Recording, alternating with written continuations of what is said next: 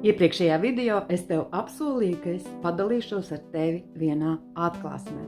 Un šī atklāsme ir ļoti vienkārša.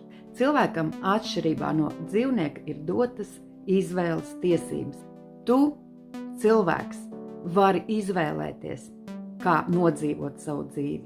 Un mēs visi esam parādījušies uz šīs planētas ar vienādām tiesībām. Tavā priekšā ir visas iespējas un varianti. Un tu vai nu ņem un izmanto visu to, kas tevi ved pie vēlamā rezultāta, vai nu arī sēdi un šaubies un nomoki savus smadzenes ar bezgalīgiem jautājumiem un šaubām.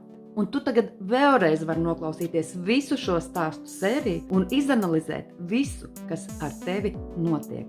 Un tu vari paņemt sevi rokās un nolikt uz visaugstākā plauktiņa visas savas šaubas, visas savas atrunas un pārstāt sevi žēlot. Tu vari sākt mācīties no jauna, un tu vari augt dienu no dienas, pietuvinot sevi savam mērķim.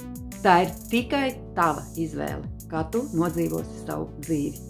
Vairums tā arī paliks vairums, bet tu vari evolucionēt un sākt dzīvot tā, kā tu to gribi. Kamēr visi pārējie ir pašsaglabāšanās un izdzīvošanas instinktā, un viņu ierobežotā domāšana noved viņus pie nabadzības, tu vari apstāties, ieslēgt smadzenes, uzņemt pareizo virzienu un soli pa solim sākt virzīties uz savu mērķi.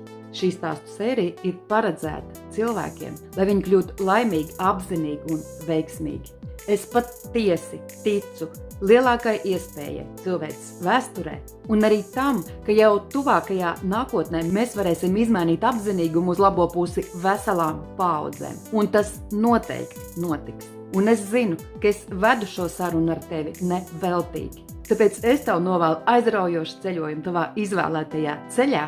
Negaida laimi no augšas, izskauj to pats.